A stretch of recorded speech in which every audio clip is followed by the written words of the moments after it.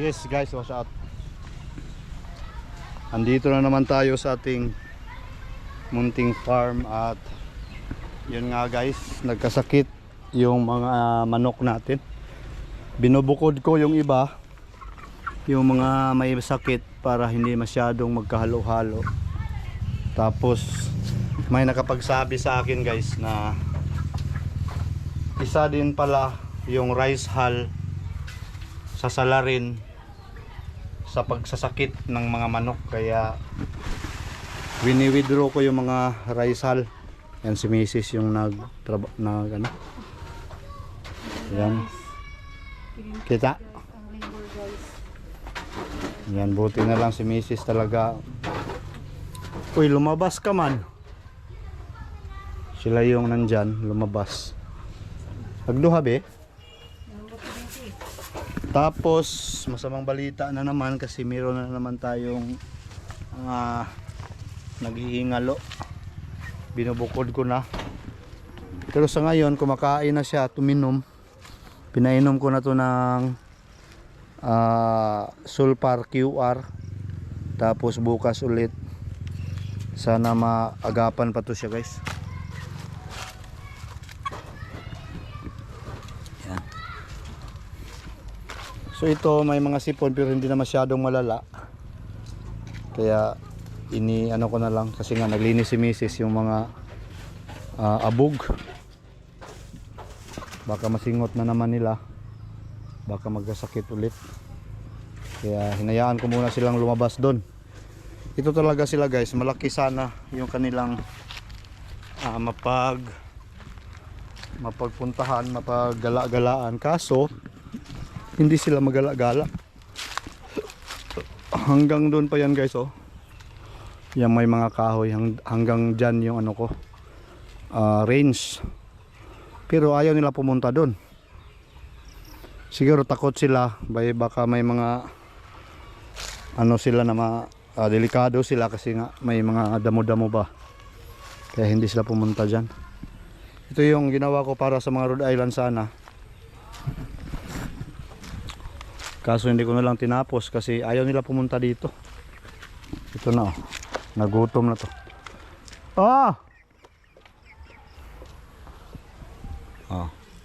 Hanggang dyan pa yan oh. Kaso ayaw nilang pumunta dyan. So hindi natin susukuan. Shout out pala dun kay Juan Bakulad nung nagko-comment. Tumatawag talaga siya sa akin guys at taga sa amin lang at batch ko si Jinky Bakulad. Ikaw Bakulad. Siya yung nagsabi, yung Banabels niya ang nagsabi na isa din pala yung rice hull sa sanhi ng pagkasakit ng mga manok mo. Kaya kinuha ko na lang lahat. Kasi nga tama rin siguro kasi maalikabok kasi ito eh. Tapos Makati. So yung tinrabaho ko kanina ito guys. Ginawan ko sila dito ng silungan. DIY lang. Yan nakalabas yung mga puti. DIY lang yan. At saka ito. So dapat talaga pala pag may magsakit ibukod agad para hindi magkahawaan. So may sobra pa ako dito. Tingnan ko kung saan ko to gamitin. Sobra sa nabukod ko. Yung ko sa bakod, yung binabakod ko na itong plastic fence, yung ganyan ba. May sobra kaya magagamit yan siguro. Basta i-update ko na lang kayo kung saan ko yan magagamit no. So mas maganda kasi pag magagala-gala sila kasi may mga dahon-dahon dyan, baka magamutan yung mga nararamdaman nila ba. So ngayon hapon na, mag alas 4 na, alas 4:30 na pala. So magpakain na naman tayo. Yung aso ko si Mystery. Pagawas na na siya, biar makagawas po na siya, bi. Ng white. Ano ba? Sige. Isos, taon. Ando, kaluoy. Uy, kumakain na naman siya guys, oh. Yung sinisiparit ko. Kumakain na siya. Sana maagapan pa to. So siguro, ilipat ko doon siya sa sulod mamaya, sa loob. Para hindi siya mahanginan. Kasi malamig dyan eh. Yan, inuhaw, uminom ng tubig. So, 7 na lang yung mga black ko. Kaso, may isa pang alanganin na naman. Pero sana mabuhay pa yan kasi kumakain mo. Goods ka. Ito guys, may sipon din to. Tapos, kuraysa. 4 days na niya ngayon. Parang pang-4, pangatlo nang nagpainom ako ng ano niya. Primoxil. Tablet ang tinirada ko sa kanya. So malinis na. Sana hindi na sila magkasakit-sakit pa. Obserbaran ko kasi grabe ang tagal ko nang nagbigay sa kanila ng gamot pero hindi pa nawawala yung kanilang mga sipon. Dahil nga siguro dito sa Rizal na yan kaya mas maganda na nilinisan ni Mrs. talaga. Ang lupit. Yan, pagod na yan. Galing pa ka. Mabuti na lang at busog. Busog yan guys. Doon pa kami galing kanina na tapos na namin yung paglagay ng plastic fence. Kaya safe na yan. Kasi nga sa ngayon hindi na talaga nabutasan ng aso. Siguro ayaw na ng aso nito kasi medyo makuna to eh. May sobra pa. So ulan lang talaga yung problema guys. Pag umulan talagang may sakit na talaga yung manok. Kasi ito sila Rhode Island at saka Black Australorp, madaling mahawaan talaga. Pati na tong White Leghorn, no? Kaya sige lang, hindi tayo susuko hanggat hindi natin makita yung resulta at kalalabasan ng ating mga pagsipag. Naning kamot gani, naning kamot godi, maning kamot jud tani na unsa. Alright, so magpakain na tayo. Guys, was out. All goods na. Sana hindi na sila magsakit ulit kasi nga wala na mga rice hull. At okay na.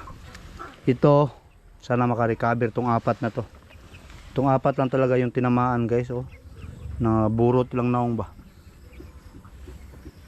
At sana hindi na tamaan ulit. At meron naman silang taguan dyan pag magulan.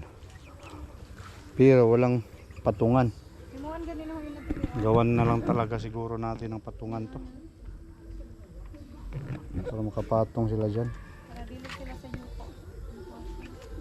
Tama. So yun, wait lang guys.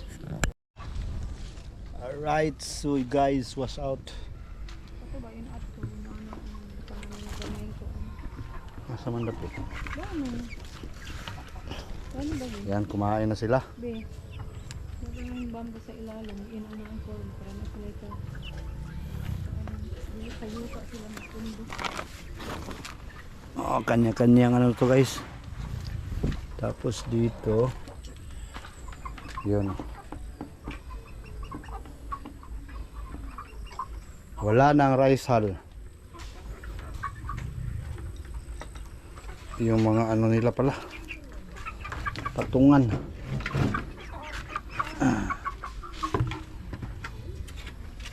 Patungan na original. Kain. So nakumain na lahat. Ito kumain din guys kahit may naramdaman siyang kakaiba.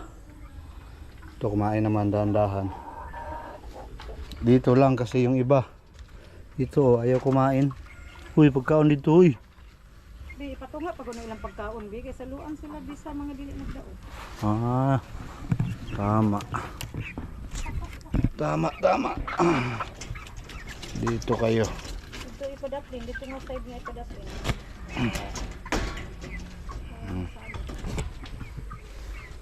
Ngay maayo. Siguro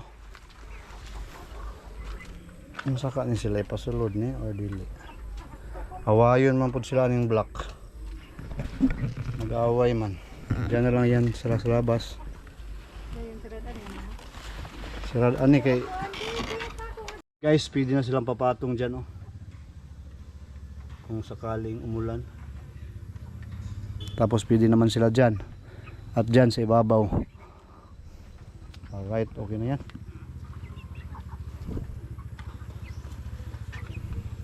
So hindi ko na lang siguro ito isirado.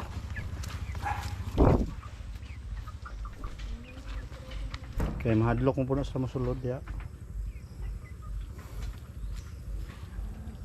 So tama na yan. Alright.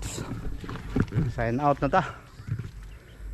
Alright, so yun guys, sa susunod na video abang-abang pa kung ano man yung mga i-update natin dito sa ating munting backyard farm. Yes, naning kamo this out. God bless guys, bye bye.